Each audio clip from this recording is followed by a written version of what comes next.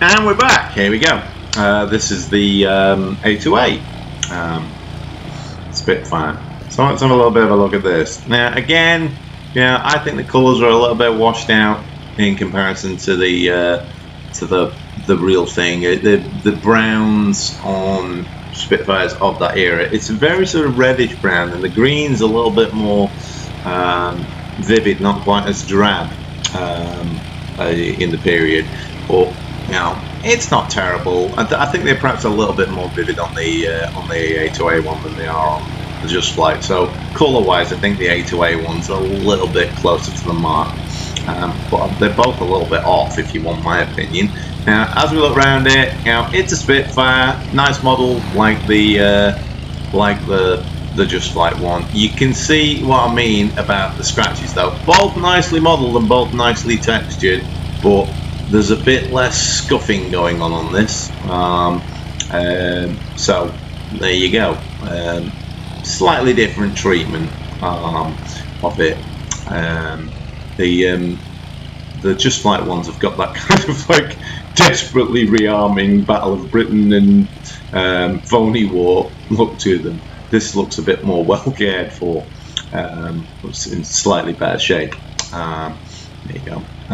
Inside, so if we have a look at the virtual cockpit again, it's nice. Now, you remember me saying that I'm doing this on my laptop. It's not a particularly powerful laptop, but you might even notice on this that things are running a bit smoother inside the A2A one, and that came as a bit of a surprise to me.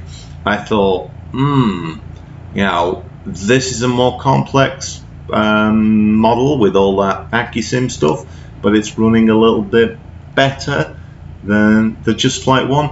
And I noticed that when the Just Flight one loaded in on this laptop, the model was really, really detailed, and sometimes the model loads a little bit slow, and it takes a while for the gear to draw and stuff like that. And I noticed that inside the fuselage of the Just Flight Spitfire, they modelled the radio and all the internal bits and stuff like that. And I think that means that the A2A one's a little bit better optimised in terms of modelling. Certainly it runs a little bit better. There's what I was talking about the direct vision panel. I think that's a little bit nicer and a little bit more believable on this A2A one than it is on the Just Flight one. It's even gone a little bit yellowy brownish, like that kind of sort of Second World War era plastic does tend to go when the sun hits and stuff like that. So I think that's a little bit nicer. As far as the cockpit canopy is concerned, and the little side panel, same thing. So Shift E to open the canopy. There's the little latch like that, and that thing's opening up. And if we hit Shift E again, that thing closes up. I've noticed on both of them though, I'm pretty sure that on Spitfires, part of the equipment that was on them was a little red crowbar or something there. I seem to remember, I might be wrong about that, but I'm pretty sure that there was kind of like a clip-on crowbar there. Maybe someone could correct me if on that thing there. So the virtual cockpit, I think it runs a little bit smoother, but feel free to disagree. You'll see what I mean about the panel. I think the panel's got a bit more of a wartime look on the Just Flight one. I think that black tends to look a little bit more 1940s British aeroplane, and I think that makes the airspeed indicator a little bit easier to read on the Just Flight one than it is on the A2A one, but feel free to disagree. Same thing with the controls. There you go. Mixture is on rich. We want the fine pitch, otherwise we'll never get off the ground. Again, kind of nicely modelled. Although I've got to be honest, I think that the little brass ring around the fire button there, I think that looks a little bit more like brass on the Just Flight one than it does on the A2A one, but just a matter of opinion really.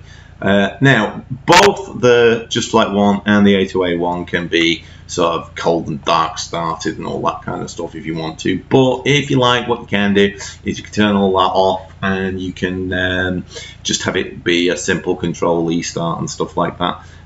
Of course, with the A2A one, you get all that AccuSim stuff and being able to fix things and what have you. So if I get the menu up and go to the vehicle thing there and go to instrument panel there, you can see got that AccuSim stuff with the maintenance hanger where you can start doing like compression checks on the engines and fixing things if you accidentally belly land it and all that kind of stuff. And then you've got all of the other stuff that you can do, like this kind of thing here, shift 2 and shift 3 and all that kind of stuff for cold starts and turning the damage off. Damage is enabled, I can turn it off if I want to, and that saved me breaking the nose on the thing or what have you. So a little bit more maintenance wise going on the A2A one, as you'd expect with a AccuSim, and it's more expensive than the Just Flight one. So anyway, let's get this thing cranked. So just make sure that we're not on full throttle and the flaps are up and nothing fancy. You can see here, there's the little pegs that I was talking about that indicate that the gear's down. Those things tended to got kicked off by people and broken, but they're intact on this thing here. So when you're in the air, you can see whether the gear's down or not. Kind of critical on that, especially on the early ones where you had to pump this lever to get the pressure up. Not easy to do in the narrow cockpit of a Spitfire. If you've ever sat in a Spitfire, they're not the widest thing you've ever been in, although if you've ever sat in a Messerschmitt 109, the Spitfire is positively spacious compared to the 109. Anyway, let's crank this thing up. Now then, here you'll see a little bit of difference on the engine modelling.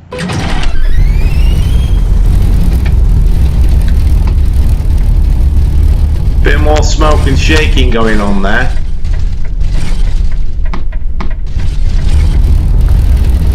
They're a bit less inclined to sort of behave nicely unless you give it a bit of throttle.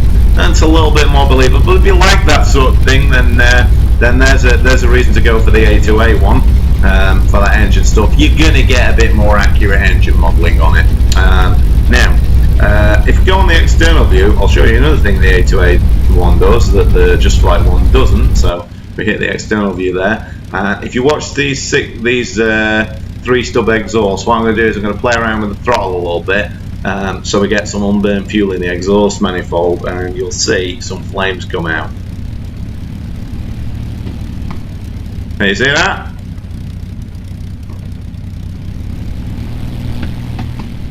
So we're getting a little bit of backfiring out of there, you know. Not really recommended to be doing that too much, but you know, it is indicative of that kind of AccuSim stuff going on. Now then, back in the cockpit, one of the things that you shouldn't really do with a Spitfire is sit on the ground for ages without the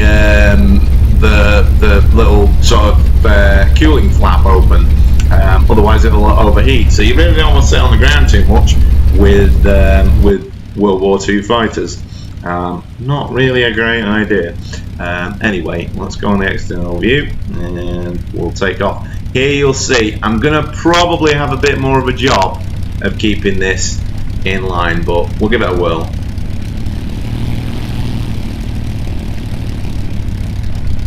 Alright, get a bit of speed on.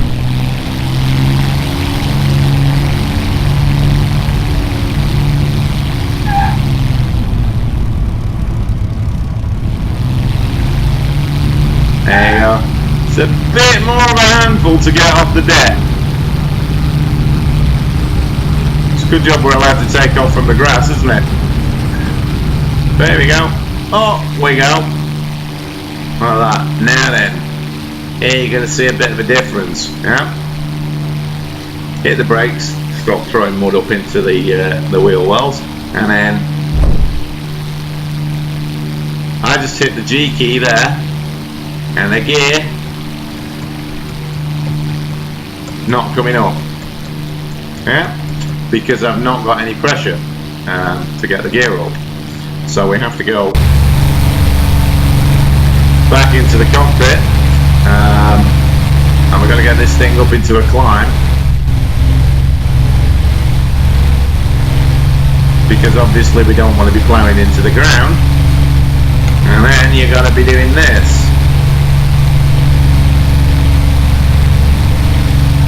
Now, obviously in a combat airplane, that's not a great idea. So there's only the really early versions of Spitfires that you had to do that on, because they very quickly realised that it wasn't a great idea. So you have to pump that thing like crazy, and then what you can do is, if you've made sure that you got enough pressure, what you can do is you can check to see if those little pegs on the wings have gone, and if they've gone, then you know that your gear's up.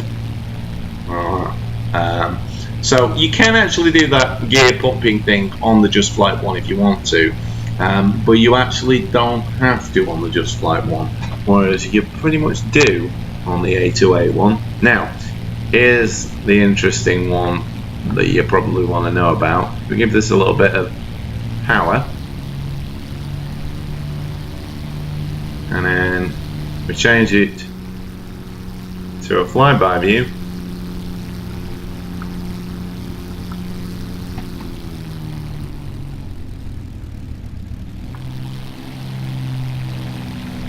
Again,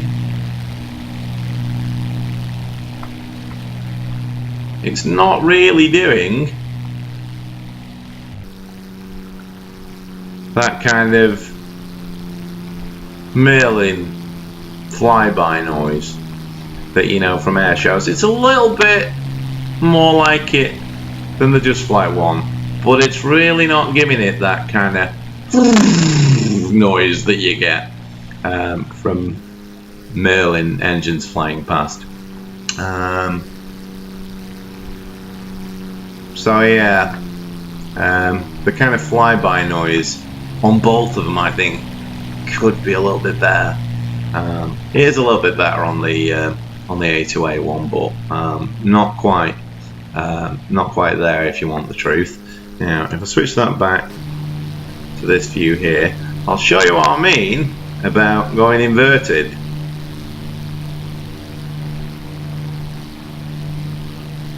You notice when it went inverted, we didn't get revs dropping off there. Now, granted, I'm giving it a bit of centrifugal force, and it is spluttering a little bit. But if I do this,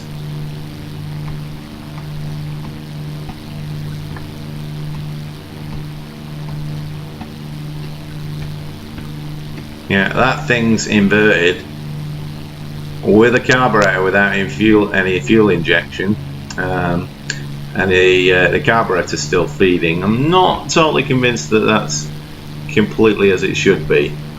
Put a bit of neg G on it. Now, I'm pretty sure that should have spluttered a bit sooner. It is doing it. You can hear that.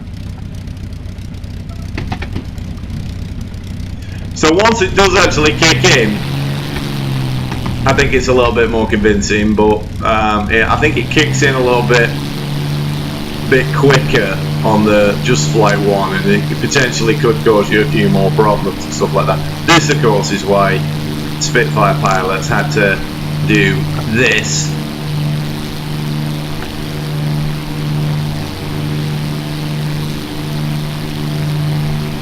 To get rid of Messerschmitts on the tails, whereas Messerschmitts with Daimler-Benz fuel injected engine could just stick the nose down and what have you. So there you go. So, you know, kind of horses for courses, really. You know, which one you prefer. The Just Flight 1, it kicks in a little bit quicker with that neg G carburetor problem, but having done that, it doesn't do all the sort of coughing and spluttering that the AccuSim stuff does on the A2A one. So, you know, up to you which one you prefer, really. They're both really, really nice to fly. I just think that, as you'd expect with the AccuSim stuff, it feels a little bit more like, you know, a plane that you've actually got to take care of and worry about. managing the engine and stuff like that. There's a bit less of a need to do that on the Just Flight 1. It's a bit of a kind of climb in and chuck it about if you want to. Anyway, there you go. So there's the nearest tower. One of the nice things, of course, that we can do with the flight simulator.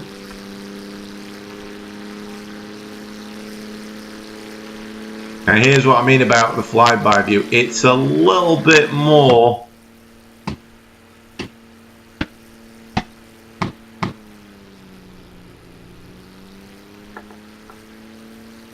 like you might expect at an air show, noise-wise.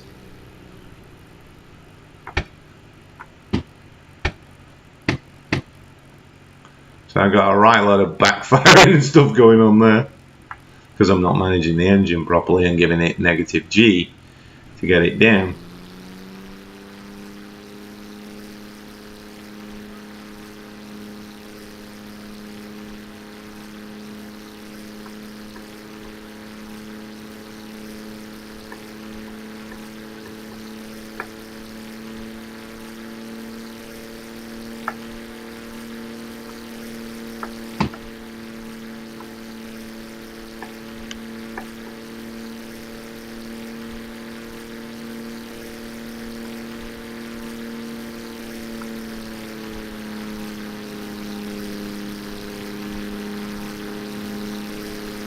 A little bit better on the A2A one than the Just Flight one in terms of sort of sounding like a plane flying overhead, but you know.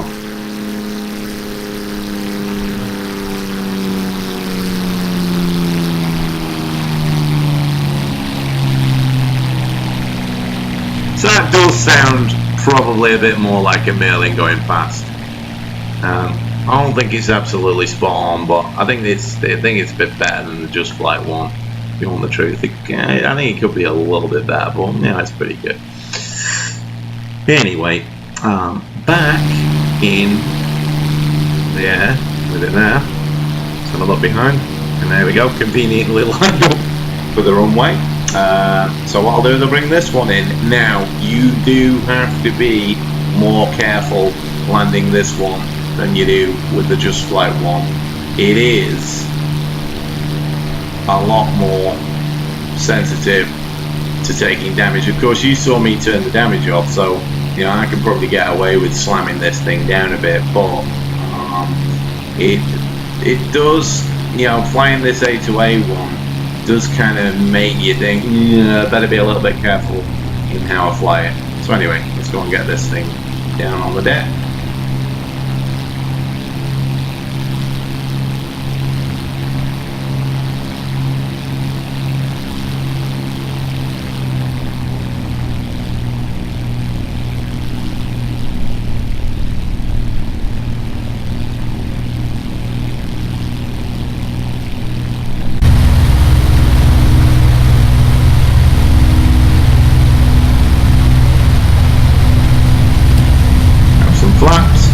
Now there, why I went internal, there you can see that the flaps on the A2A one do have quite a significant effect on the pitch, and that is a bit more like a Spitfire actually behaves.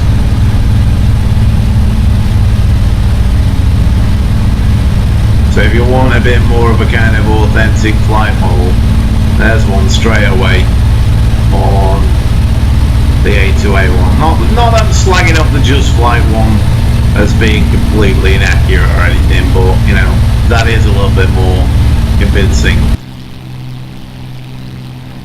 With them flaps down, hardly surprising when you see how much the flaps drop down on that thing. So the tower view, because I got a little bit lost while I was messing around explaining all that. So I'm going to have to swing it back around again, and I'm going to have to keep an eye on that speed because I'm only doing about 100 knots.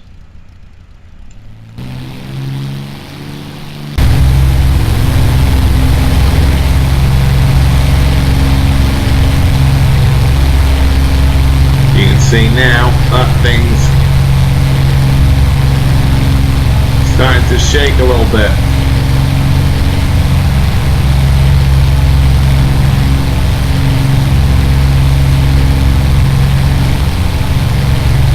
So you can get away with a bit less on the A2A one.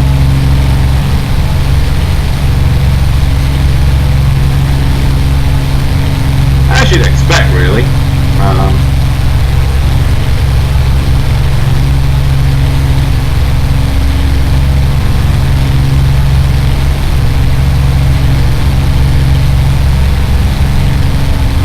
Yeah, I appear to have pulled it out of the fire, 120 knots.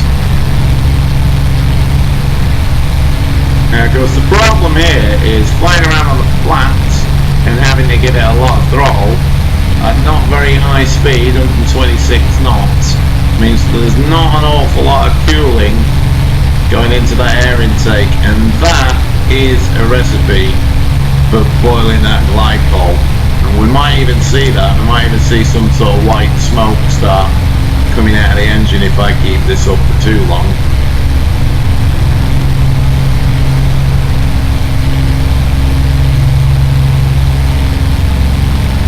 See if I can get it to do it.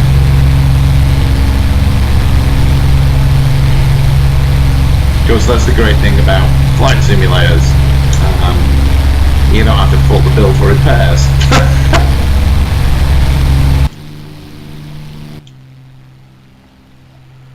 There you go. You can see there. There we go. That thing is starting to overheat. You can see smoke pouring out of the thing.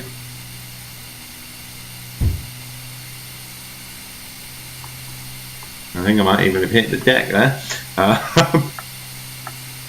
Because that thing's really losing power. There we go. There's the glycol streaming out. There you go, you're getting a good view of it now.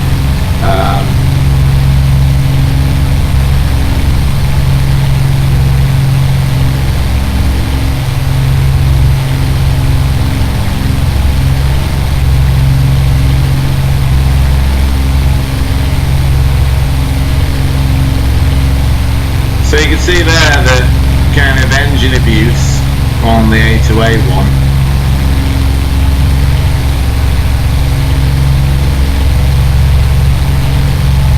Is going to end up with your engine being damaged.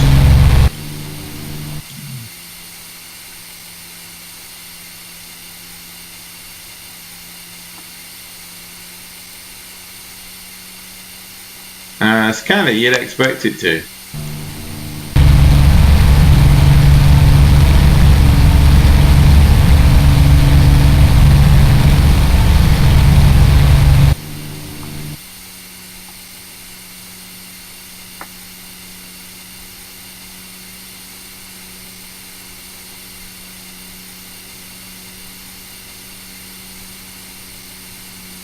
That thing's really overheating badly now.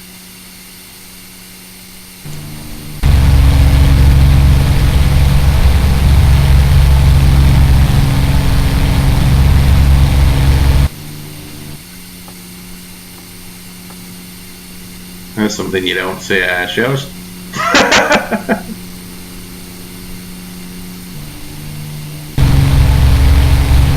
Anyway, I suppose I better put this thing on the ground before the engine sets on fire.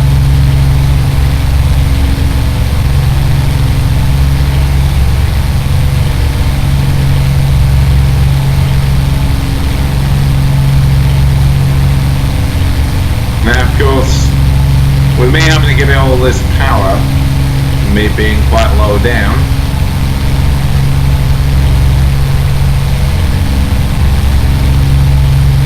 dropping the gear isn't going to help matters.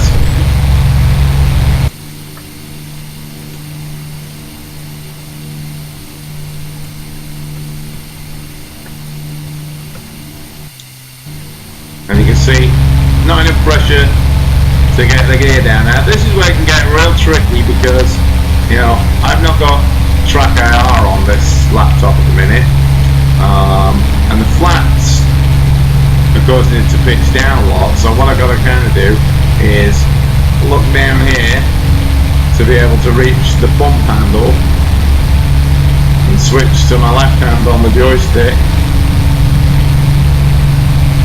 to be able to pump that.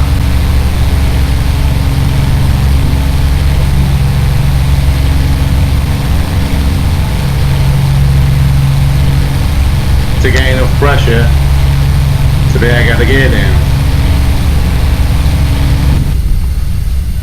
And you can see what happens when you try to do that. Boom!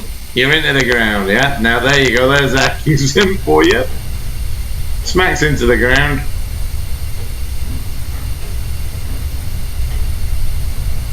And damages the prop.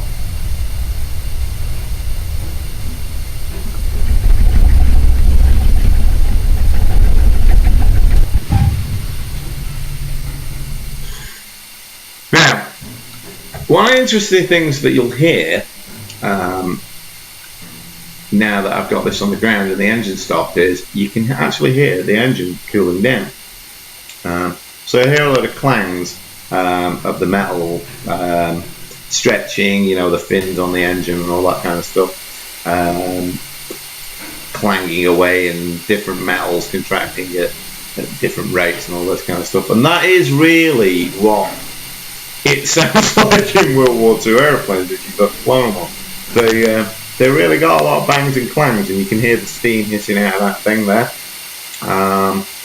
And so what you can notice from this is obviously the propeller's damaged on the thing as well. Now,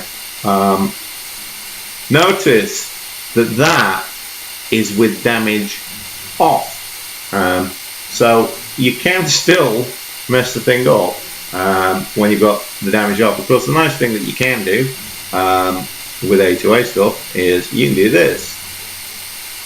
Maintenance hanger, and you can go there, and you go fix the thing. For free! Condition, like new! There we go. So it's like new, apart from the fact that it's pitched over on its nose. But otherwise unharmed. But you'll notice that, you know, it's still steaming away. I think what I'd probably have to do is reset the sim to get it off its nose, and then maybe fix the prop again because it's nosed over there. So there's kind of a case in point with the A2A version versus the Just Flight one.